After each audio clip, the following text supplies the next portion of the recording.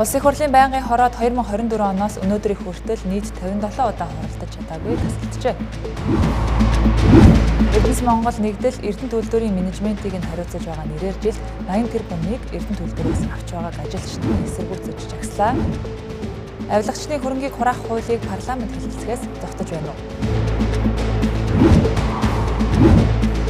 Улсын хэмжээнд төвчшгүй хүн хөдөлмөр эрхэлж буй 58 мянган хүүхэд байна. Энэ жилийн марафонд 46 мянга гаруй хүн бүртгүүлсэн нь өнгөрсөн жилээс 2 дахин өсжээ. Орой мэд хүргэж үзэгчдээ Тэнгэр телевизийн 7:10 мэдээллийн хөтөлбөр эхэлж байна. Анхаарлаа хандуулна уу?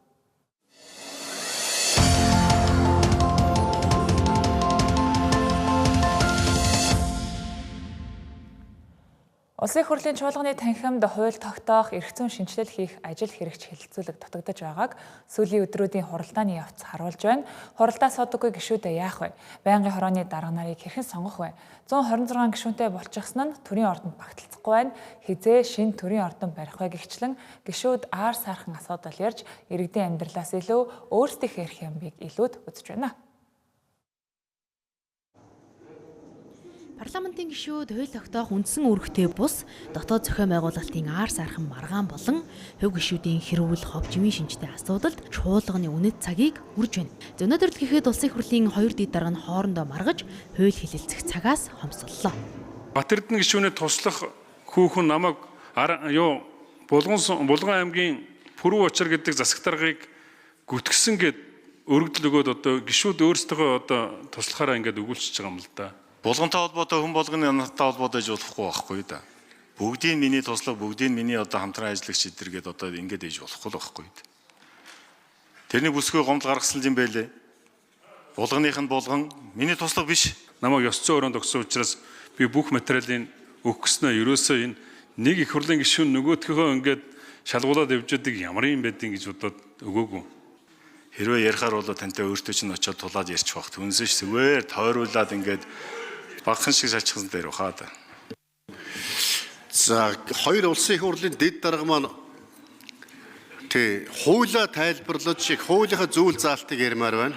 Хувийн асуудлыг хоорондоо бас энд ярмааргүй байна. Парламентын гишүүд чуулганы танхимыг хувийн маргааны талбар болгон ашиглаж техникийн шинжтэй асуудлаар цаг үрсээр байна. Түүнчлэн 126 болсноос хойш төрийн ордон жижигдэж эхэлсэн тухайч өнөөдрийн чуулганы хуралдаан дээр яригдлаа. Хизээний л өрөө таслахаа хүрэлцдэггүй байсан 76 гишүүнтэй байхдаа хүрэлцдэггүй байсан одоо 126 гишүүнтэй болоод бүр одоо хүрэлцэхэ болсон. Үнэхээр хүнд болсон байгаа. Парламентын ордонтой болох асуудал бол олон жил саатаж ирсэн. Одоо ч гэсэн бол одоо бас үнийг барихад бас нэлээ хүндрэлтэй байх. Зүгээр хаана барих уу? Техник эдийн засгийн үндэслэл зураг төслийг боловсруулад улс орны эдийн засаг сайжирсан үед барих одоо бололцоо боломж бий болсон үед бас барьж эхлүүлэхээр иймэрхүү байдлаар одоо судалгаа хийлгэхээс өөр арга аргагүй байгаа. Энийг бас гишүүд мөн зөв ойлгоорой. Мөн зарим гишүүд үг хэлэх минутан дээрээ дуу тавилаа.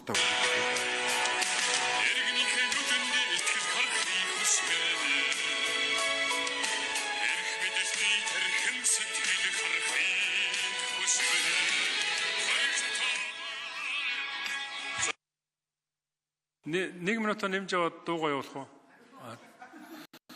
За. Дөрөв миний сонсгосон дуу бол Иргэний зориг ногоо намын сүр дууны дахилтанд байдаг. Иргэнийхээ нүдэнд итгэл харахыг хүсвэл эрх мэдэлтний тархинд сэтгэл байхыг хүсвэл гэж зоригтой вэ гэж. Хэдий Пүрэв болон Баасан гарыг бүр улсын их хурлын чуулган яг цагтаа хуралддагч иймэрхүү байдалтайгаар чуулганы хуралдаан явагддаг гэхэд хэлсдэхгүй. За гишүүд хувийн асуудлаар бие биерүүгээ дайрч давшлах, нэгнээ гүтгэх, доромжлох нь байдгал зүйл болчихсон. За нөгөө төгөөр байнгын хороодын эрс хүрэхгүй хурсан ч хуруугаа уншуулсан гишүүд гараад явчихдаг байдал үргэлжилсэн ивэр. За тухайлбал эрс хүрээгүй улмаас 38 удаа байнгын хороод хуралдааг байна. За мөн 19 удаа эрс бүрдсэн ч бусад шалтгаанаар хурал нь хойшилжээ. За товчоор бол 2024 оноос өнөөдрийн хүртэлх байнгын хороодын хуралдаан 57 удаа хуралдаж чадаагүй тасалдсан гэх статистикийг улсын их хурлын дарга Бямцогт өөр ямар хэллээ.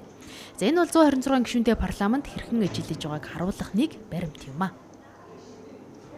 Энэхүү өнөөдөр улсын хурал хуралдаа суудаггүй гишүүдээ яах вэ? Хэн хэдэн минут үг хэлэх вэ гихчлэн парламент доторх галтгооны хэрүүлээ хийлээ. Энэ хооронд парламентаар хэлэлцэгдэхээр хүлээгдэж байгаа чухал хуулийн төслүүд овоорсоор байна. Эдгээр хуулийн төслүүдийн нэг бол улсын хурлын гишүүн Алтан гэрлийн санаачилсан нийтийн албан тушаалтны хууль бус хөрөнгийг хураах тухай хууль юм а. Хууль бусаар хүлжсэн хүн хөрөнгөө нухын тулд гэр бүл найз нөхдөөрөө халахвчилж тэднийхээ нэрээр шилжүүлдэг. За тэгвэл энэ хуулийн төсөлд тухайн албан тушаалтан өөрийн хөрөнгийг бусдын нэрээр шилжүүлэн нуусан бол тухайн хөрөнгийг ч мөн адил хураахаар заажээ. Мөн заавал эрүүгийн хэрэг үүсгэж шүүхээр гимбуруутайг тогтоохыг хүлээхгүйгээр үндэслэлгүй хөрөнгийг иргэний шүүхийн журмаар төрийн өмчөд шууд авахар тусгасан байна. За хамгийн гол нь хууль бусаар олсон хөрөнгийг хураах ажиллагаанд хөөн хэлэлцэх хугацаа тоолохгүй гэлээ. Өнгөрсөн хугацаанд гарсан 2008 он, 2005 он, 13 онд гарсан өршөөлийн хуулиудад хамрагдсан хүмүүс хэрэг нь хэрэгсгүй болоод хөрөнгө аваад үлдсэн хүмүүс хамгийн ихний ээлжинд хөрөнгөө бүгд хураалгана. Дээрээс нь 2002 оноос хойш нийтийн албан тушаалтын төрийн өндөр албан тушаалах хичээс хүн болгон ээлж дарааллын дагуу бүгд хөрөнгөө шалгуулна. Бид нар бол яг урьдчилан байдлаар судалгаа хийгээд төрийн өндөр албан тушаалах хичээс 3800-аас 5000 орчим хүний асуудал ихний ээлжинд яригдах юм байна гэж бодож ирсэн. Нийтийн албан тушаалтны хууль бус хөрөнгийг хураах энэ хуулийн төсөл өргөн баригдсанаас хойш яг 1 жил болж байна. За гэтэл эрх хэрэгч намынхан энэ хуулийн төслийг улсын хурлаар хэлэлцүүлэхгүй байсаар өнөөдрийг хүрч байгааг хууль санаачлагч Алтан гэрэл гишүүн ярьлаа. За эрх ашиг нь хөндөгдөж байгаа эрх мэдэлтнүүд мөнгнөөсөө салахыг хүсээгүйдээ энэ хуулийн төслийг хэлэлцүүлэхгүй байна гэж тэрээр ярьлаа. Тэгэхээр зүгээр хэлэлцүүлээд чи энэ хуулийг одоо ингээд энэ хаврын чуулган 7 дугаар сарын 10-ны өдөр завсарлах баг. Хэрвээ ингээд завсарлах юм бол дахиад 9 дугаар сар хүртэл энэ асуудал хэлэлцэхдэггүй сунжирх нэ. Энэ асуудалдаа нэг цэг тавимаар байна. Энэ авилгач хулгайчуудын хөрөнгийг хурдан хурааж хурдан үр дүн гаргамаар байна гэсэн ийм шаардлагатай. Хууль бус хөрөнгө хураах хууль батлагдвал зөвхөн авилгачдыг шийтгэж зогсохгүй, тэдний улсад учруулсан хохирлыг хууль бус хөрөнгөөр нь 100% нөхөн төлөвлөх боломж бүрдэх юм байна. За өөрөөр хэлбэл яллаад өнгөрөх биш хөрөнгийг нь хурааж улсыг хохирлгүй болгох зарчим үйлчлэнэ гэлээ. Сонгогчдын зүгээс шудраг усыг тогтооход энэ хууль чухал хөшүүрэг болно гэж үзэн парламентаар хизээ хэлэлцэж эхлэхийг нь ажиглаж байгаа юм а. Ардчилсан нам засгийн газарт хамтарч магадгүй гэх мэдээллийг өчигдөр засгийн газрын хэрэг эрхлэх газрын дарга Инх Баяр өгөөсгсөн. Ардчилсан намын ерөнхий нарийн бичгийн дарга Баяр цогт ч мөн өнөөдөр мэдээлэл хийж ардчилсан нам сөрөг хүчний байр суурьнаас ажиллана гэдгээ мэдгдлээ. Үйл мэдээллийн хэрэгсэлүүдээр яваад байгаа энэ одоо мэдээ сурчилгаа тэгээд их хурлын гишүүдээс аваад байгаа ярилцлагуудад бол бүрэн дүүрэн эцсийн хариуг өгж байна. Ардчилсан нам бол засгийн газарт орохгүй тийм саналч бас ирээгүй байгаа гэдгийг хэлэх ёстой гэж ингэж бодож байна. Мөн тэрээр нийслэлийн өнгөрсөн 2 жилийн төсөв мега төслүүдээр сонсгол хийх ёстой гэдгийг хэлж байлаа.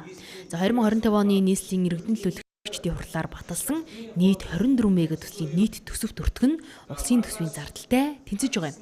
За ийм том төслүүдийг эренбэлж үе шаттай хийх ёстой гэж үзэж байгаа гэлээ. За мөн олон нийтийн эргэлзээг тайлах үүднээс сонсгол хийх ёстой гэх байр суурийг ч илэрхийлсэн юм а. Өнгөрсөн 2 жилийн нийслэлийн төсвийн асуудлаар улсын хурал дээр төсвийн байнгаараа нээлттэй сонсгол хийх гэж байна.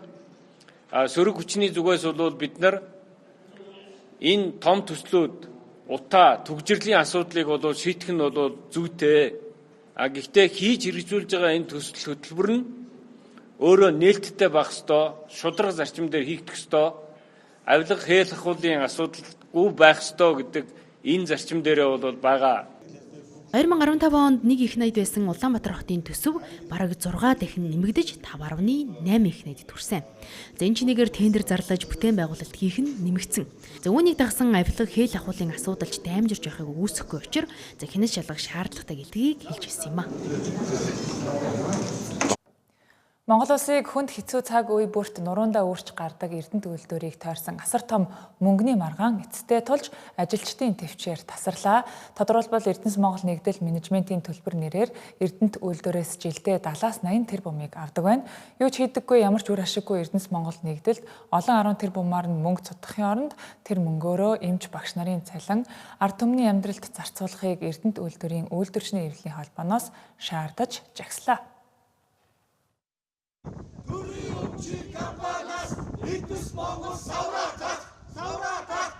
Монгол улсын сайлын үнэгийг тэтгэх Эрдэнэ төлтөр жилбэр олсон ишгийнхаа 2%-ийг Эрдэнэс Монгол нэгдэлд тушаадаг журамтай. За энэ нь дунджаар 70-аас 80 тэрбум төгрөг юм.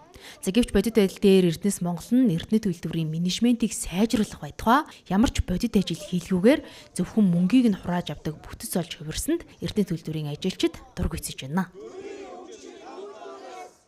Манай Эрдэнэ төлтөр 6800 ажилтнаас 4500 хэвийн бус нөхцөлд ажилладаг. Нэгсэндээ тоостой, шороотой, хортой 23 хими бодис уралжтай ажилладаг хүмүүсүүд байдаг. Гэтэл эдгээрүүдийг хэвийн бус нөхцөлийг арилгаад хэвийн болгоно гэж байгаа. Нэгэсэндээ энгийн офс цуудаг хүн, тоо шороотой ажилладаг хүн хоёрын ялгаа юу байгаа лээ. Энэ үн дээр ядаж дуу хоолойгоо өргөхгүй байхад энэ ер нь хувьцат компани байх шаардлагатай ч юм уу, гүү ч юм уу. Ийм байр сууриас бас оролцсон. Уг нь Эрдэнэ төлтөр бол зүгээр нэг компани биш. За улсад татвар төлөлтөөрөө тэргүүлдэг Монгол улсын эдийн засгийн аюулгүй байдлын дархлаа гэж хэлж байна. За энэ чухаараа ковидын хүнд үед бүх айл өрх албан байгууллагын цахилгаан дулаан усны мөнгийг Эрдэнэ төлтөр 100% өөрийн ашгаас тааж исэн. За мөн Ахмад таснуудын тэтгэврийн зээлийг тэглэх үед санхүүжилтийг нь мөн л Эрдэнэ төлтөрөөс гаргаж исэн. Иймд Эрдэнэс Монголд очдог мөнгийг эмч багш нарын цалинд зарцуулах нь зөв гэдгийг тэд хэлж байлаа. Орлогынхоо 2% өгснөөр яг биднэрт үзүүлж байгаа эерэг нөлөө ерөөсө харагдахгүй. Багцаагаар 80-аас дээш тэрбум төгрөг өгөх гэдэг шүү дээ. Тийм мөнгө засгийн газрын мөнгө хэрэггүй төрийн өмчрөө очих ёстой, төрийн саналаа очих ёстой энэ мөнгийг хэрэггүй өрөөд байна л гэж бодлоо. 10-20 билаз авах ёстой бол тэрийг аваад явах нь биднэрт илүү мөн дээрэс нь Монгол улсын төсөвт маш илүү эерэг нөлөө үзүүлэхэд ийм боломжууд баггүй. Тэр боломжуудыг энд алдаад байна шүү дээ бид нар. Эрдэнэс Монгол нэгдэл уул уурхайн компаниудаас авсан хураамжаар юу хийдэг вэ гэдэгт анхаарах зөвлөжээ. За учир нь цай кафе зэрэг аар сархан зүйлд Эрдэнэс Монгол нэгдэл хэдэн 10 саяыг зарцуулдаг тухай шилэн дансанд нь анализ хийсэн иргэн цогт хэрэл ярьлаа. Зөвхөн Эрдэнэс Монголын энэ хурлын зааланд хурдахын төлөөнөө 1 жилийн дотор 15 сая төгрөгөөр усамдаа авдаг. 15 сая төгрөгөөр чихэр боо авдаг. За юу. Биднэрт өгөхгүй гэж бол төсөвтэй авчих. 750 тэрбумаар багш эмчнэрээ цалинжуулчих. Тийм биз дээ манай залуучууд. Тэ. Энэ залуучууд бол багш эмчнэраас энэ олж байгаа баялаг, энэ бүтээж байгаа зүйлсээ мөнгөний бол харамлахгүй. Өгнө шүү дээ. 2023 оноос хойш Эрдэнэс Монгол нэгдэл менежментийн төлбөр төлөх хүсэлгүй байгаагаа Эрдэнэ төлтөрөөс илэрхийлсэн байна. За гэсэн ч үл тоосоор өнөөдөр хүрсэн гэлээ. Эрдэнэс Монголд хураамж төлөх хүсэлгүй компаниуд ганцхан Эрдэнэ төлтөрөөр хязгаарлагдахгүй гэдгийг ч тэд хэлж байлаа. Энэ асуудлаар бид Эрдэнэс Монгол компаниас хариу тайлбар авах хүсэлт тавьсан юм. Тэдний хэлж байгаагаар засгийн газраас баталсан дүрм журмаараа харьяа болон охин компаниудаасаа ийхүү борлуулалтын орлогын 2% тэнцэх хэмжээний менежментийн төлбөрийг авдаг гэлээ. Гэхдээ энэ төлбөрөөрөө яг юу хийдгээ тайлбарласангүй. Эрдэнэс Монгол компани нэгдлийн харьяанд ажиллаж байгаа охин хараад компани болон харьяа үйл этгээдүүдтэй менежментийн гэрээ байгуулах. За ийхүү менежментийн гэрээний төлбөр авах ба төлбөрийг бол борлуулалтын орлогын 2% хүртэл байхаар дүрмд бол зааж өгсөн байдаг. Тэгэхээр менежментийн төлбөрийг Эрдэнэс Монгол компани өөрсдөө дур мэдээд авч байгаа асуудал бол байхгүй. Монгол Улсын засгийн газраас гарсан холбогдох шийдвэрүүдэд үндэслэн тухайн менежментийн гэрээг байгуулах ба гэрээний төлбөрийг бол тухайн бүрдүүл шилжүүлж авч ажиллаж байна. 7 жил гарын яригдсан ашигт малтамлын тухай хуулийн нэмэлт өөрчлөлтийн төслийг засгийн газар энэ хаврын чуулганаар оруулж ирнэ. Энэ хуулийн төслийн нэмэлт өөрчлөлтийн хүрээнд ашигт малтамлын салбарт орж ирсэн орлогыг зөв зөвхөстэй хуваарлах, уул уурхайн олборлолт явагдаж байгаа орон нутагт төлхөө боломж олгодог байх зохицуултыг хийнэ гэж салбарын сайд мэдгдсэн. Тэгвэл энэ хуулийн төсөл улсын их хурлын босго давбал уул уурхайн салбарт цаашлаад улс орны эдийн засагт ямар эерэг өөрчлөлт авчрах боломжтойг тодрууллаа. Дэлхийн жишгийг харахад 10,000 хайгуулын тусгай зөвшөөрлөөс нэг уурхай бий болдгоо. Харин манай улсын хувьд нийт хайгуулын тусгай зөвшөөрөл 1039 байгаа бөгөөд энэ нь нийт газар нутгийн 3.3% хамарч байна. Харин нийт газар нутгийн 1.2%-ийг эзэлсэн ашиглалтын тусгай зөвшөөрөл 1778 байна. Энэ тон үзүүлэлт бол уул уурхайн салбараас эдийн засгийн хамааралтай дэлхийн 80 гаруй орнтой харьцуулахад маш уруу хамаарал байгаа юм а. Зүүн хайгуулын тусгай зөвшөөрөл ашиглалтынхаас доор хойж 5-аас 10 дахин их байж гэмээн дараачийн эдийн засгийн суурь болох учиртай. Тиймээс эрэл хайгуулыг нэмэгдүүлэх, улс орныг дараагийн 50-100 жилд эдийн засгийн хувьд нуруунд дээр өрөх дараачийн эрдэнэт оюутлахад 5 толгойг илрүүлэх нь чухал юм а. Ингийн тулд газар нутаг дээрээ уул уурхайн хайгуул олборлт явуулахыг зөвшөөрч дэмжин ажиллаж буй орон нутагт үлдэх өгөөжийг нэмэгдүүлэх зохицуулт зайлшгүй шаардлагатай байгааг аж үйлдвэр эрдэс баялагын сайд онцолж байсан юм а. Өмнөг аймгийн цогц эцсийн сумаар жишээ аваад үзэхэд улсын одоо эдийн засгийн бараг 10 орчим хувийг дангаараа хариуцж байгаа энэ сум сургууль нэвдэрсэн байгаа. Улсын төсвийн хөрөнгө оруулалт дутагдж байгаа учраас эсвэл одоо өөр аймаг орон нутгуудад уул уурхайн үйлдвэрлэлийн үйл ажиллагааг хариуцлагатай уул уурхайн үйлдвэрлэлийн үйл ажиллагааг дэмжсэн ч өөрт нь эргээд бараг ашиггүй байдаг. Энэ хөвлбөр рүү орчод байгаа учраас байгалийн баялагын үнцэрхэг үзүүл гэдэг зүйл газар авч шодрог ус хуваарлттай байна гэдэг нь эсэргүүцэл одоо явагдсан. Тийм учраас бид бол энэ уул уурхайн салбарын эсэргүүцлийг одоо зөв болгож хувиргая. За ингээд бас оролцогч талуудын тэгш оролцоон дээр суурилж энэ салбараа өөдөн татаж энэ салбарын өсөлтөнд суурилсан улс орныхоо эдийн засгийг өөдөн татах юм бодлого дэвшүүлье гэж зорж байна. Хуулийн нэмэлт өөрчлөлтийн төсөлд орсон онцлог заалтуудаас дурдвал хариуцлагатай уул уурхайн олборлт явуулах орчин нөхцлөөр хангаж дэмжиж ажиллаж байгаа сум орон нутгийн амнаатыг 20% хүртэлх хувиар нэмэгдүүлэх. Ингэхдээ одоо мөрдөгдөж байгаа амнаатын 10% зохицуулт хэвээр байх бөгөөд үүн дээр 20 хүртэлх хувийн нэмэгдэл болцолт нөхцлөөр орж ирэх. Шинэ орд газар нээх эрэл хайгуулын ажлыг дэмжих хугацааг нь сунгах, олборлсон түүхийн эдийг хэмд үнээр экспортлох бус дотоодын боловсруулах үйлдвэрүүдэд нийлүүлэх боломжийг дэмжих, одоо байгаа зохицуултаар дотоодын үйлдвэр түүхийн эд авахад амнаад хэд өндөр тооцож байгаа юм а. Ашигт малтмалын тухай хуульд 2006 оны шинжилсэн найруулгыг баталснаас хойш өнөөдрийг хүртэл 20 гаруй удаа нэмэлт өөрчлөлт оруулсан байдаг. Үүнээс ашигт малтмалын нөөц ашигласны төлбөрийн хэмжээг нэмэгдүүлэх, орон нутагт үлдэх өгөөжтэй холбоотой 3 том давалгаа суурь өөрчлөлт явагдсан. Нэгдүгээр үе шат буюу амнаат тогтоосон үе. Анх амнаатыг борлуулалтын үнэлгээний 5%-аар тогтоож 100% улсын төсөвт төвлөрүүлдэг байсан. Орон нутаг шууд өгөөж очдгоо байсан нь уурхай болон нутгийн иргэдийн зөрчлийн эхлэл болсон байдаг. Хоёрдугаар үе шат өсөн нэмэгдэх амнаат буюу 2010-аас 11 оны өөрчлөлт. Олон улсын зах зээл дээрх ашигт малтмалын үнийн өсөлтөөс хамаарч 5% дээр нэмж өсөн нэмэгдэх тариф хэлбэрээр амнаатыг авдаг хуулийн залт орсон. Энэ нь төсвийн орлогыг огцом өсгсөн байдаг. Харин дараагийнх нь 3 дугаар үе шат буюу орон нутгийн хөгжлийн сан буюу 2019 оны өөрчлөлт. За энэ өөрчлөлтөөр төсвийн тухай хууль болон ашигт малтмалын тухай хуулийн өөрчлөлтөөр амнаатын орлогын 10%-ийг орон нутгийн хөгжлийн сангаар дамжуулан тухайн аймаг сумд эргүүлж хуваарлах залтыг хуульчилсан.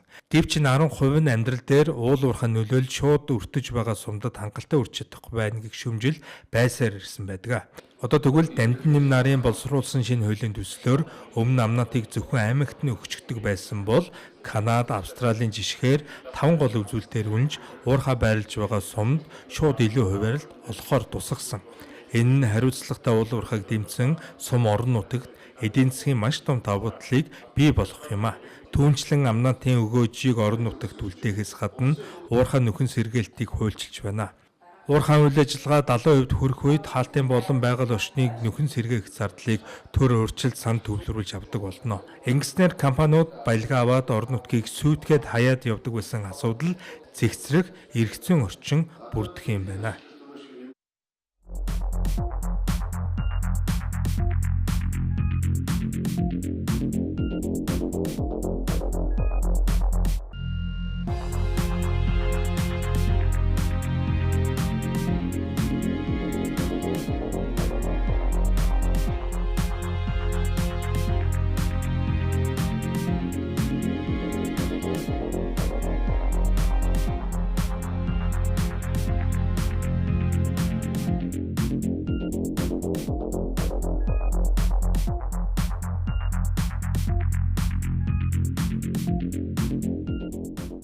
доллар мэдээллийн хөтөлбөр үргэлжилж байна.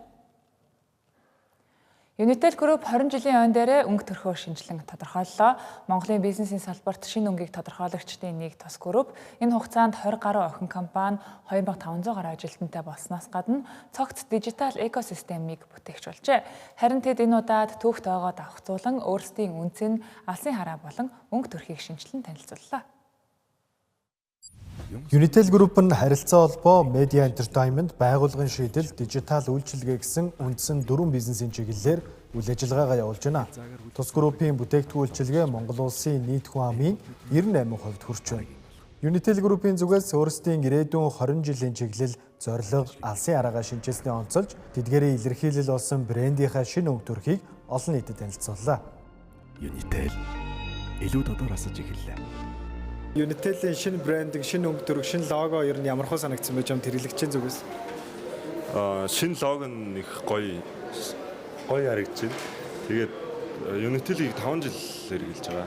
Илүү нэг урамшуулал ихтэй хэрэглэхэд айгүй амар байд юм аа. Unitel манай бас гэрийнхэн Unitel. Тэгээд Unitel Unitel-ийг бол нэг 18 билүү 19 оноос хойш ашиглаж байгаа. Ойролцоо нэг 7 жил болж байгаа юм байна ашиглаад. За тэгээд саяхан бас 20 жилээ болоод логог нь өөрчилсөн байлээ. Тэг яг надад харагдахтаа бол арга билийг бэлэгдсэн. Илүү яг нөгөө ирээдүг өгцсөн санагдсан. Ер нь бол ирээдүг рүү чиглэсэн гэдэг ч юм. Одоо ер нь одоо бидний яг ингэж хэрэгжилж байгаа одоо барьж байгаа техник тоног төхөөрөмжүүд маань илүү нөгөө хиймэл оюун ухаан чиглэсэн гэдэг ч юм. Илүү техник, технологи, инновацийг илүү ингэж амьдралдаа нэвтрүүлж байгаа учраас ер нь одоо энэ лого жишээ яг тэрнтэйг айгүй уялдаж байгаа л харагдаж байна. Unitel Group-ийн зүгээс энэхүү шинжилгээ брендийн дараагийн алхам хэмээн тодорхойлж байгаа бөгөөд цаашид хэрэглэгчдэд зориулсан олон гайхалтай гинтийн бэлгүүд хүлээж өгч зарлаад байна. Үзэгч та бүхэн Unitel-ийн 20 жилийн баяртай хамт байгаарай.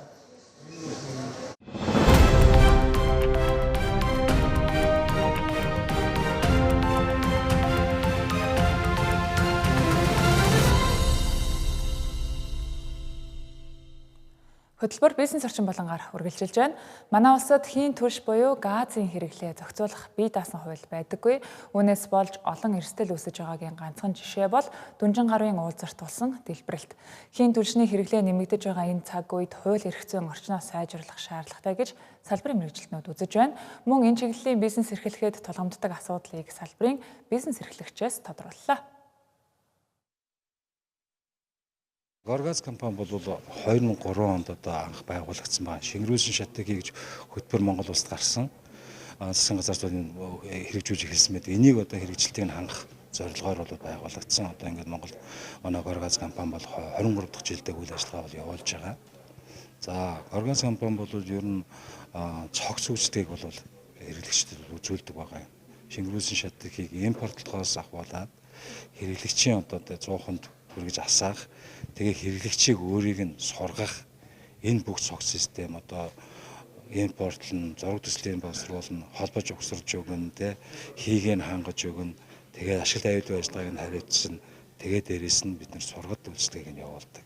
Цогцоор нь явуулдаг. Дээрэс нь бид нар 24/7 буюу бүтэн 24 цагаар бол хяналтын системийг бас хэрэгжүүлдэг байгаа. Бидний хувьд бол ер нь бизнес эрхлэлд хамгийн тулгамдсан асуудлууд бол төрийн байгууллагууд маань бол илүү одоо уян хатан ажиллах хэрэгтэй байна. Энэ зөвшөөрлүүдийн асуудлуудыг багасгах хэрэгтэй байна. Тэр нь бол ингээд бидний одоо газын үйл ажиллагаа маань цаанаас нь хэрэглэгч гэдэг хүн бас бизнес хийдэг хүн бидэнтэй хандаад үйл ажиллагаагаа явуулах гэдэг, зураг хөрөг батлуулах гэдэг тийм эн чинь бол зураг хөрөг батлагдж үйл ажиллагаа нь явдаг. Тэгэхээр энийгээ батлуулах энэ үйл ажиллагаанууд дээр бол маш олон шат амжилтуудыг дамждаг. Тэгэхээр энэтэй холбоотойгоор бол бид нэр бол янз бүрийн одоо энэ зураг төслийг боловсруулах тийм энэ дээр өгдөг одоо энэ олон шат амжилтуудаа багасгах өгвөл энэ маань бол одоо бидэнд айгүй чухал, маш чухал байна. Энэ бол маш их одоо бизнесийн одоо цаг хугацаа хэмээс бид нар бол нэг 4 сар л одоо дулааны удирдал байна. Энэ хугацаанд бид нэр амжиж одоо бүх юмудыг хийдэг. Гэтэл бидний 7 хоног хийх ажил нь 7 хоног хийхээр байдаг. Гэтэл тэр ажлыг хийх зориулсан зураг хөрөг маань 14 хоног, 20 хоног, бүтэн 2-3 сараар явж байна шүү дээ. Тэгэхээр энэ маань бол одоо аж ахуйн нэгжүүд одоо энэ төрийн байгууллагууд ямар нэгэн хяналт зургийн мэгтэй ажлын 14 хоногт хариу өгнө. 14 хоногт бид нэр бариад дуусгаад тэр хүмүүс хэрэглээгээ хийгээд нөгөө байгууллага энэ баядын богино хугацаанд хэрэглэгч рүүгээ хэрэглэгч аваад явах хэрэгтэй байдаг. Гэтэл эн чинь юм болоод байгаа. Тийм учраас энийг л маш хурдтай шийддэг болох хэрэгтэй л байна гэж би бодож байна. Хүний нөөц талтай манай компани нэлээд их одоо ажлуудыг явуулдаг. Гадаадад одоо ингээд мэрэгжлийн чиглэлээр сургалтанд хамруулдаг. Дотооддоо бид нар бас одоо ингээд одоо нэлээд одоо эрүүл мэндийн чиглэлээр нь бол эмч наруудыг авчираад төрөлбөрийн үзлэг шалгалт үзлэг эмчилгээнүүдэд нь оруулдаг манай авал компани өөрөө зохион байгуулад төлбөрийн төлөөд дээрээс нь бол урт хугацаанд доктортой ажиллах зорилгоор бол ажилчтайгаа бол гадаад орнууд руу аялал жуулчлал их явуулдаг. Одоо жилдээ нэг одоо нэг 4-5 улс руу нэг 10-аас 15 хүнтэй бүрэлдэхүүнүүд бол байнга явуулж байдаг. Хоёрдугаар бол санхүүгийн талын дэмжлэгээ бид нар үзүүлж ажилладаг байгаа. Одоо ажилчтай одоо урт хугацаанд ажилласан ажилчтай бол байр өгөх мөн нөгөө байр худалдаа авах гэдний одоо тэр юмнуудыг энэ 30% нэмээд гаргаж өгөх гэдэг энэ мэдлэлүүд бол зохион байгуулж хийж явдаг. Монголын хөрөнгийн бирж болон BGM Asset Management хамтран олон улсын зах зээл чиглэсэн анхны индекс болох FTI индексийг албан ёсоор тооцож эхэлснээ мэдээллээ. Энэхүү индекс нь технологи болон түүний өргөн экосистемийг хамарсан ETF буюу биржээр арилжаалагдаг сангуудын гүйцэтгэлийг нэгтгэн илэрхийлэх зорилготой байна. Уг индекс гарснаар Монголын хөрөнгийн бирж дээр энэхүү индексийг дагсан шинэлэг хөрөнгө оруулалтын бүтээгдэхүүнүүд бий болох боломж нээгдэж байна. Индексийг Монголын хөрөнгийн бирж албан ёсоор тооцоолох бөгөөд вакцины шинжилэлт жил бүр дахин тэнцвэржүүлэлт хагас жил тутам хийгдэх юм байна. Монголын хөрөнгийн бирж хувьцаат компани нь 2017 онд үнэт цаасны үнийн индекс тооцох журмыг баталж, тус журмын дагуу топ 20 MSCI болон MSCI индексийг тооцдог Америк нэгдсэн улсын зах зээлд бүртгэлтэй үнэт цаасанд суурилсан шинэ индекс үүсгэхээр төлөвлөж, энэ хүрээндээ үнэт цаасны үнийн индекс тооцох журмын шинжилсэн найруулгыг батламжилсан байна. Уг шинжилсэн найруулгаар зөвхөн Монголын хөрөнгийн биржид бүртгэлтэй хувьцаанд суурилсан индекс бус гадаад дотоодын зах зээлд бүртгэлтэй хувьцаа, бонд, ETF зэрэг бүх төрлийн үнэт цаасанд суурилсан индексийг шинээр үүсгэн тооцох боломж бүрдэж байна. Үнэт цаасны зах зээлийн арилжаагаар оны эхний 4-р сард 563.7 тэрбум төгрөгийн гүйлгээ хийж, өмнөх оны мөн үеэс 2.2 дахин өсжээ. Үнэт цаасны нийт гүйлгээний 65.5% нь анхдагч зах зээлийн гүйлгээ, 34.5% нь хоёрдогч зах зээлийн гүйлгээ байна. Үнэт цаасны гүйлгээний 20.2%-ийг хөрөнгөөр баталгаажсан үнэт цаас 16.8%-ийг компанийн хувьцаа, 15.8%-ийг засгийн газрын бонд, 47.1%-ийг компанийн бонд, 0.2%-ийг хөрөнгө оруулалтын сангийн нэг жирэх тус эзэлж байна. Мэдээлэл харилцаа холбооны салбарын нийт орлого оны эхний улиралд 965.9 тэрбум төгрөгт хүрч өмнөх оны мөн үеэс 15.9% өссөн байна. Энэхүү өсөлтөнд цахилгаан холбооны орлого 16.5%, компьютер програмчлал, зөвлөгөө болон түүнд холбогдох үйл ажиллагааны орлого 23.1%, өргөн нэвтрүүлэг бэлтгэх, дамжуулах үйл ажиллагааны орлого 7.7% тус өссөн нь гол нь нөлөөлжээ. 2017 оноос эхлэн зохион байгуулагдсан Улаанбаатар марафон энэ бямб гарагт буюу энэ сарын 23-ны өдөр 11 дахь удаага зохион байгуулагдах гэж байна. Жилээс жилд оролцогчдын цар хүрээ тэлж нийтийг хамарсан том арга хэмжээ болоод байна. Энэ жилийн тухайд 46300 гаруй гүгч оролцохоор бүртгүүлжээ. Нийтийн биеийн тамирын өдрлөг гэж харуул энэ арга хэмжээ маш сайн байгаа хэдий ч мэргэжлийн түвшний олон улсын тэмцээн болгон зэрэглэл ахиулахын тулд зохион байгуулалтын тал дээр сайжруулах зүйлс их байгааг салбарынхан хэллээ. Энэ жил 2026 Улаанбаатар марафонд нийслэлийн засаг даргын захирамжаар 832 сая төгрөг батлагдсан. Үүнээс яг нийслэлийн төсвөөс 382 сая төгрөг зарцуулж байгаа. Бусад 400 гаруй сая төгрөгийг нь бол яг Улаанбаатар марафон гүйлтийн бүртгэлийн хураамжаас зарцуулах захирамж гарсан. За тэгээд яг ингээд юу агаад үзэхээр, хувьлаад үзэхээр 382 сая төгрөг нь ерөөсөө тамирчдын шагнал. За энэ жилийн хувьд бол бүртгэлийн хураамжаас 1 тэрбум 200 сая төгрөг манай нэмэлт дансанд орсон байгаа. Хайпи аппликейшнээр бүртгүүлээд. За тэрнийг бид нар сая өмнө нь бид урдсан бүртгэлийн сүүлийн өдөр буюу 4 сарын 30, 5 сарын 1-нд 19 мянган гаруй хүмүүс нэмж бүртгэсэн гэсэн. Энтэй холбоотойгоор бас ингрийн дугаар, номер, бусад саяны хэлдэг бүтээгдэхүүнийг заавалжгүй хэвлүүлж одоо гүйчдтэй өгөхөөс аргагүй болж байгаа. Тэгэхээр нэмэлт санхүүжилт одоо буюу бүртгэлийн хураамжаасаа дахиад нэмэлтээр гаргаж байгаа. Бид бүхэн зохион байгуулаад дуусны дараа бүх санхүү бүх мэдээлэлээ олон нийтэд шилэн тавина. Анх бол ерөөсөө тий 100 хүнгүүд үгүйсэн бол энэ жил 42-т 800 хүнгүүд. 21-д 8000 хүн. За тэгээд Азийн дээр хөнгөн атлетик холбооны тэмцээн хариуцсан захирал нь та нар дараагийн нөгөө 3 жилийн өмнө дараагийн зэрэг авах чинь 42-21 чинь нийлээд яг та 100000 хүнд авах хэрэгтэй шүү гэж байгаа. Яг уулзалтын сонсоод сууж байгаа. За 3 жилийн дараа 100000 авах болов гэж. Энэ жил 42 нийлээд 9000 болчихж байгаа юм. Тэгээд одоо ингээд марафон маань холын зайд гүйдэг хүмүүс маш нэмэгдэж байна. За тэгэнгүүт түрүүний таны одоо манай хэлцүүлгийн сэдв нийтийн бие тамир юм уралдаан юм уу гэдэг. Өмнөх жилүүдээр бол яалтчгүй те нэг 20000 хүн 23000 хүн гүйдэг. 3000 хүрдгүүн л холын зайд гүйдэг. Бус нь 5 км-ийн чинь нийтийн бие тамир байсан байгаа байхгүй. Одоо ингэнгүүт бид нар чинь эн чинь дахиад олон улсын замаа хэмжүүлчлээ. Азийн хөнгөн атлетикийн холбооноос сертификатыг авчлаа. Шүүгч нь ирж ажиллаж байна. Ингэнгүүтээ одоо бид нар уралдаан болох хэрэгтэй байна. Эн чинь олон улсын марафон болох хэрэгтэй гэдэг шат руугаа энэ жил бол хамгийн том алхсан жил нь л болж байгаа юм. Хагас марафон болон бүтэн марафоноо ингээд хуулингийн зэрэг өндөр шагналтай хийгээд байгаа болохоор энэ эрсдэл агуулчихж байгаа байхгүй. Энийгээ одоо бусад энэ Берлин болон Лондон, Токио мажор марафон яагаад ганц марафоноо барьдیں۔ Ерөөсө марафон болохоор хагас марафоноос илүү үн цэнтэй.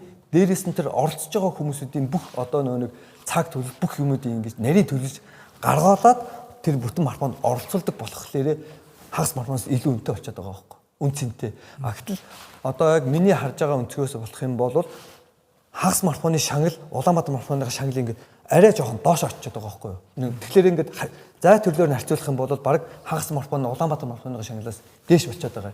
Тэгэхээр миний бодол бол хагас марафоноо ерөөсөө шагналын зүгээр багасгаад бүтэн марафоноо голчих юм бол нэгт оролцогчдын тоо нэмэгдэн хоёр тэх юм бол бусад улс орнуудын эрэл одоо нэг оролцох хүрээ хамаагүй өндөр болчихж байгаа. Одоо нэг Улаанбаатарын нийтийнхүү мэрэгжлийнхүү гээд хоёр хуваахж байгаа бол зөвхөн бүтэн марафоноо хавар хийгээд хагас марафоноос доош төрлөө намар хийгээд салгачих юм бол одоо бид хэд илүү хурдан одоо том марафоны левел дээр очих боломж нөхцөл бол нэгдэн гэсэн үг. Яагаад гэвэл намар ингээд нийтийн бие дэндээ суурийг ингээд тавиад өгчин. Тэгэхээр тэр хүмүүс бид нар ингээд орсон юм чи дараа жил мэрэгжлийн Улаанбаатар марафонд орё гэд нөгөө хүмүүс чинь бэлтгэлээ бүтэн үйл хийгээд тавар орж ирэхлээр чинь масс биеэрээ одоо марафоны тоо нэгт нэмэгдэнэ. Баригдаад 10 гаруй жил болж байгаа хаан улд дүүргийн 11-р хороонд байрлах Ингчин хотхон төвийн шугамд холбогдоогүй хүндрэлтэй нөхцөл байдалтай байна. Орчин суугчдын зүгээс холбогдох албан байгууллагуудад удаадараа санал хүсэлтээ гаргасан ч шийдвэрлэхгүй байгааг хэлж байна. Дээрх асуудлыг хаан улд дүүрэг болон нийслэлийн захирагчийн ажлын алба зэрэг холбогдох албадаас тодруулахад үүнд хариуцлага хүлээж хариулт өгөх албан тушаалтан олдсонгүй. Ингчин хотхон нь хотын төвлөрсөн усан хангамж болон бохир усны нэгдсэн системд холбогдоогүй. Тэд дундандаа гүний худгийг бас ашиглаж бохироо сорулдаг байдлаар дид бүтцээ шийдсэн байна. Үүнээс шалтгаалan хөрсний бохирдол нь ундны усанд нөлөөлж уснаас нь бохир унагддаг тул ахуйн нөхцөлд хэрэглэх боломжгүй байгааг оршин суугчдын зүгээс илэрхийллээ. Уг асуудлаас шалтгаалan хотхны оршин суугчид ходоод гидсний өвчлөл, арьсны харшил зэрэг асуудлуудтай тулгарч байна гэлээ. Нөгөөтэйгүр усны хатуулгаас болж айл өрхүүдийн ус халаагуур, угаалгын машин, крант болон сантехникийн хэрэгслүүд маш амархан зэвэрч эвдэрдэг байна. Холбоно гэдэл хэдэн жил ярьлаа шүү дээ. Багш нар бодис шийчлээ гээд 7 хоног бүр болжгүй сар хэрэгэл болохгүй шүү л гээл. Тэгээд яхаа бид нар ч өсөөх юм хэрэглээний юм бүгдийг яг цаг тухайд нь төлөөлж яв. Тэгээд заримдаа усанд тасарч байна. Хоол ундаа нэг ашиглах ямар ч боломж байхгүй. Тэгээд ашиглаа гэхэд ингээд арьсанд асуудал гараад, ходоод асуудал гараад. Энэ дэлгүүрүүдээс нөгөө цэвэр ус болооноор нь аваад ашиглаж байгаа. Халуун ус аахгүй тий, халуун усны мөнгөө нийлэмжлэн. Усны цэвэрлэгээ хийхгүй. Хийлээ гэхээр бас бүтэн өдөрж ингээ ус байхгүй. Тэгээд тог тасрангууд бас ус байхгүй. Тэгээд шугам хоолоо сална гингүүтээ одоо алгасаас илцсэн байгаа байхгүй. Энэ уршаага богдын амрууга хоолоогоо татцсан гэдэг. Одоо энэ шинээр баригдсан байрууд нь төвийн шугамтай гэж ирэх ландаад байгаа юм нэ. Ийшээгээ байх. Төсөв дээр нь анхаарад энийг дэмжиж тий энэ усны шугам хоолойг сайн татах ажлыг хиймээр байна. Энэ цэвэр усны тухай хууль дээр ч өөрчлөлт оруулах зүйтэй болов гэж харагдаж байгаа. Энэ усыг ундны цэвэр усаар хангах хуулийг маш сайн баримтлах юм бол тэртээ тэргүй одоо яармагч бай. Зэвтэй ус гарлаа гэхэд иргэн шууд хохирж байгаа байхгүй. Энийг өндөр авч одоо нийслэл ажиллаа хийж иргэдийг цэвэр устай хангах нөхцөл болцоог бүрдүүлж өгөх ёстой. Дээрх асуудлуудыг хаан уул дүүрэг болон орон сууц нийтийн аж ахуйн удирдах газар, ус сувгийн удирдах газар, нийслэлийн захирагчийн ажлын алба зэрэг холбогдох албадаас тодруулахад үүнд хариуцлага хүлээж, хариулт өгөх албан тушаалтан олдсонгүй. Төр хууль тогтоомжороо барилгын бүтээн байгуулалтанд талдаач ороогүй, бүр сууринч тавигдаагүй байхад иргэдээс урьдчилгаа төлбөр болон захиалгын мөнгө авахыг зөвшөөрчихсөн. Үүний зам барилгын компаниуд тансаг зэргийн бүтээн байгуулалтыг цаасан дээр сурталчлаад иргэдээс тэрбумаар нь мөнгө татаж, эцэст нь төвлөрсөн шугамд холбох зардлаа хэмнэн хямд төсөр гүний худаг, сорвуулдаг цооног хийгээд оршин суугчдыг орхиж буй ганцхан жишээ Ингчин хотхон байна. Яг үүнтэй ижил хуулийн цорхоогоос үүдэн сүүлийн 3 жилийн дотор орон сууцтай холбоотой асуудлаар 3,000 гаруй иргэн 118 тэрбум төгрөгөөр хохироод байна. Өрхийн амжиргааны түвшин сайжрахгүй, ядуурл буурахгүй байгаа нь хүүхдүүдийн төвчсгүй хүнд хөдөлмөр эрхлэлтийг нэмэгдүүлсээр байна. Монгол улсад нийт 150,000 гаруй хүүхэд хөдөлмөр эрхэлж байгаагаас 58,000 орчим нь амнаас эрүүл мэндэд тохирол учруулах үйс төвчсгүй аюултай нөхцөлд ажиллаж байна. Энэхүү асуудал нь хүүхдийн сурч боловсрох, хөгжих эрхийг ноцтой зөрчиж байгаагаас гадна амь насанд нь ч аюул занал хэлж байгаа юм а. Угтаа бол манай улс олон улсын хүүхдийн төвчшгүй хөдөлмөр эрхлэлтийг бууруулах конвенцэд нэгдсэн хэдий ч бодит байдал дээр хууль эрх зүйн хэрэгжилт хангалтгүй хяналт шалгалтын тогтолцоо осол байгааг энэхүү тоо баримтууд харуулж байна. 15 настай хүү барилгын ажил хийж байгаад нурангад дарагдаж амь насаа алдсан харамсалтай хэрэг энэ сарын 11-ний өдөр гарсан. Уг нь бол 15 настай хүүхэд барилгын салбарт ажиллах нь хориотой. Гэтэл хөдөлмөр зуучлалын байгууллага тухайн хүүхдийг хуулиар хориглосон салбарт ажилд зуучилж оруулжээ. Нөгөөтэйгүр тухайн байгууллагын ч мөн хуулиа мөрдөлгүй аюултай орчинд насанд хүрээгүй хүүхдийг ажилд авсан. Энэ нь манай улсад хөдөлмөрийн мүлжлэг, хөдөлмөрийн аюулгүй байдал, хууль журам ямар түвшинд байгааг харуулж буй гашуун сургамж болж байна. Манай улсад нийт 138,000 гаруй хүүхэд хөдөлмөр эрхэлдэг гэх судалгаа бий. Тэр дундаа аюултай нөхцөлд хөдөлмөр эрхэлж буй хүүхдүүдийн 62% нь хөвгүүд байгаа юм. Тэд ихэвчлэн барилга хөдөө аж ахуйн үйлдвэрийн хүнд нөхцөлд ажиллаж байна. Хөдөлмөрийн хяналтын улсын байцаагч, хүүхдийн эрхийн улсын байцаагч энэ дээр зохих хяналтуудаа тавих ёстой. Эцэг хасраамалчдаас одоо тодорхой хэмжээний одоо зөвшөөрлийг авсан байх хуулийн шаардлагууд бол байдаг. Гэвч энэ шаардлага бол үндсэндээ бол хэрэгжихгүй байна. Хоёрдугаарт нь заавал иргэдийн амьдралын чанар одоо муудж байгаатай холбоотойгоор энэ хүүхдээр хөдөлмөр эрхлүүлж түүний орлогоор одоо өрхийн амжиргаагаа авч явах энэ одоо нөхцөл байдлууд бас ихсэж байгаа. Хүүхдийн аюулгүй байдлыг хангаж чадахгүй байгаа нь салбар хоорондын уялдаа холбоо хангалтгүй байгаатай холбоотой гэж хүний эрхийн үндэсний комиссоос дүгнэж байна. Нөгөөтэйгүр засгийн газраас өнгөрсөн сараас эхлэн аж ахуйн нэгжүүдэд хийх төлөвлөгөөд хяналт шалгалтыг зогсоохоор шийдвэрлснээс үүдэлтэйгээр хүүхэд гэр бүл хөгжил хамгааллын ерөнхий газраас хүүхдийн хөдөлмөр эрхлэлттэй холбоотой хяналт шалгалтаач цуцалжээ. Энэ нь хүүхдийн хөдөлмөр эрхлэлттэй холбоотой эрсдлийг нэмэгдүүлж байна гэлээ. Мөн 1.3 сая хүүхэдтэй манай улсад хүүхэд хамгааллын чиглэлээр ажилтдаг улсын байцаагч 30 байгаа нь хангалтгүй тоо гэдгийг хэлж байлаа. Монгол улсын хэмжээнд хүүхдийн эрхийн улсын байцаагч бол 105 бэлтгэгдсэн байдаг. Гэхдээ ажиллаж байгаа нь ердөө аймаг дүүргүүд дээр нэг буюу 34 улсын байцаагч ажиллаж байгаа гэсэн оронтойгоор. За гэхдээ ерөөсөө одоо 2026 онд гарснаас хойш нэгдүгээр удирдлагын байдлаар 1094 объектэд яг урьдчилан сэргийлэх хяналт шалгалтыг бол хийгээ явж ирсэн. Тэгээд 2026 оны 4 сарын 8-ны засгийн газрын нөгөө тогтоолоор 115 дугаар тогтоолоор төлөвлөгөөд хяналт шалгалтуудыг зогсооцсон. Тэгдээ холбоотойгоор яг үргэлжлүүлээд нөгөө хяналт шалгалтууд маань явагдахгүй байгаа. Хүүхд хамгааллын тухай хуулиас гадна өөр бусад хуулиуд дээр ч гэсэндээ энэ хүүхдийн одоо аюулгүй байдалтай, хүүхэд эрсдэх, хүүхэд амь насаараа хохирох, бас урьдчилан сэргийлэхийн зохицуултуудыг бол уг нь бол бас тодорхой хэмжээнд тусгаад өгсөн зохих хэмжээд байгаа. Гагцхүү бид нар энэ дээр хяналт тавьж чадахгүй байна. Хяналтаа тавьж чадахгүй байна гэдэг нь юу гэлэхэд нь урьдчилан сэргийлэх ажлууд хангалтгүй хийгдэж байна. Өнөөдөр томчууд бид нар хүүхэдтэй холбоотой асуудлыг дандаа хоош нь тавьж байна, хориг хандж байна. Тэгэхээр насан турш өмбөр хүүхдийн үүрэг хүлээгч гэдгээ бид нар маш сайн ухамсарлах хэрэгтэй. Хүүхдийн төвчшгүй хөдөлмөр эрхлэлтэд бас нэг жин дарж буй асуудал бол хурдан морь унаж буй хүүхдүүд юм. 1996 оноос хойш 60 орчим хүүхэд хурдан мориноос унаж нас барсан. Манай улсаас өөр алсын зайн хурдан морины уралдаанд өвөл зөнгүй 10 нас хүрээгүй хүүхдийг салхи сөрүүлэн дахиулдаг улс үгүй. Хэрэг үүсгэх гэхээр уяачид хуулийн цоорхоо ашиглан хэрэгээс мултраад үлддэг. Учир нь хуульд хурдан морины уралдаан болон сунгаа үсэргээ морины ажлуудыг нэрвчлэн ялгах заалт байхгүй учраас уяачид уралдаанаа морины ажил сунгаа гэх мэтээр тайлбарлаад өнгөртгөө. Үүнээс болж хүүхдүүд эрүүл мэнд амнасаараа хохирсоор байна. Манай улсад хүний эрх хамгаалагчийн хууль батлагдсан ч хэрэгжилтэнд хангалтгүй. Тэдний эрхэн зөрчигдсөөр байгааг хүний эрхийн үндэсний комисс хэлж байна. Тэр дундаа өмгөөлөгчд болон байгаль орчны хамгаалагчид мөн иргэний нийгмийн байгууллагын төлөөлөгчдийн эрх нь зөрчигдөж байгаа гэлээ. Үүнтэй холбоотой хүний эрх хамгаалагчийн асуудлыг шийдвэрлэх 6 саналыг хүний эрхийн үндэсний комиссаас улсын их хуралд хөрвүүлжээ. За энэ саналд бол нэгдүгээр засгийн газрын хуульд заасны дагуу за хүний эрх хамгаалагчийн үйл ажиллагааг дэмжих, хамтран ажиллах. За энэ үйл ажиллагаанд нь ямар нэгэн хориг саад үзүүлэхгүй байх агуулга бүхий заалтыг төрийн байгууллага болон хуулийн этгээдийн дотоод журамд оруулах энэ талаар бол засгийн газраас тогтоол гаргаж ажиллавал илүү их үр дүнтэй байх юм аа гэж үтсэн. За хоёрдугаарт бол төрийн байгууллагын албан тушаалтнуудын заавал мэдэх хичээлийн агуулгад бол хүний эрх хамгаалагчийн эрхийн талаарх ойлголт мэдлэгийг өгөх энэ хөтөлбөр программыг бол оруулах нь илүү бодиттой үр дүнтэй заавал суралцах ийм хичээлийн тоонд оруулал илүү үр дүнтэй байна гэж үзсэн. За 3 дугаарт бол хүний эрх хамгаалагчийн аюулгүй байдлыг хангах энэ асуудалтаар наривчлан анхаарч үзэж хүний эрх хамгаалагчийн аюулгүй байдлыг хангах тэдний хүний эрх хамгаалагчийн онцлог нөхцөл байдалд тохирсон аюулгүй байдлыг нь хангах сэтгэл зүйн зөвлөгөө өгөх, хууль зүйн зөвлөгөө өгөх асуудалдаар